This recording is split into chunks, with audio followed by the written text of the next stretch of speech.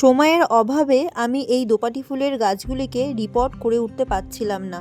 তো আজ আমি শেষমেশ গাছগুলিকে রিপোর্ট করেই ফেললাম। তো প্রথমে দেখতে পেলেন যে মাটিটা আমি ব্যবহার করছি, এটা কিন্তু মাটি নয়, পুরোপুরি কিচেন কম্পোস্ট। এর আগেও আমি অনেকবার কিচেন কম্পোস্ট তৈরি করে আপনাদেরকে দেখিয়েছি।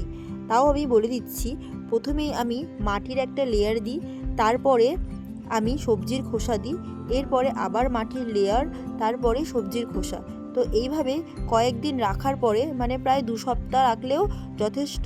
আর যেহেতু কয়েকদিন ধরে টানা বৃষ্টি হচ্ছিল, তাই কম্পোস্টটা খুব তাড়াতাড়িভাবেই তৈরি হয়ে গেছে। তো এরকমভাবে মাটি রেডি করলে কি হয়, ছাদে ভারটাও কম পড়ে, টবগুলোও হালকা হয়, আর ফলে গাছগুলোকে একদিক থেকে ওদিকে সরানোও যায়।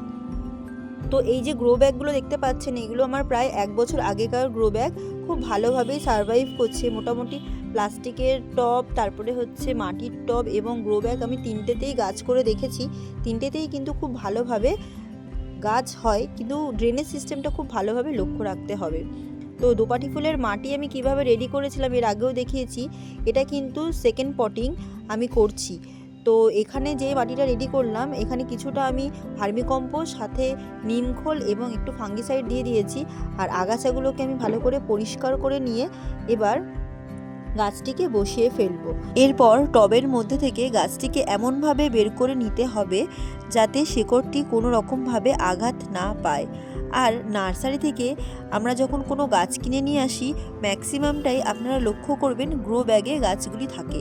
তো সেই গ্রো ব্যাগগুলো আমি ফেলে না দিয়ে এখানে ড্রেনেজ সিস্টেমের কাজে ব্যবহার করেছিলাম। এরপর নিচের দিকের মাটিটা একটুখানি সরিয়ে নিয়ে আমি গাছটিকে বসিয়ে ফেলবো। তারপর আমি আশেপাশে আবার মাটি দিয়ে ভরাট করে দিচ্ছি।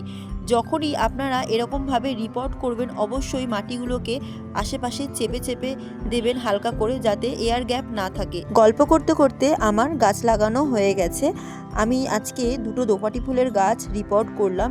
খুব তাড়াতাড়ি আমি চন্দ্রমল্লিকার সেকেন্ড পটিং নিয়ে আসব। আপনারা কারা কারা দেখতে চাইছেন এই ভিডিওটা আমাকে অবশ্যই কমেন্ট করে জানাবেন।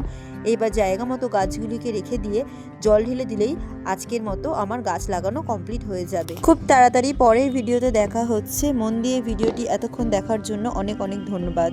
টাটা।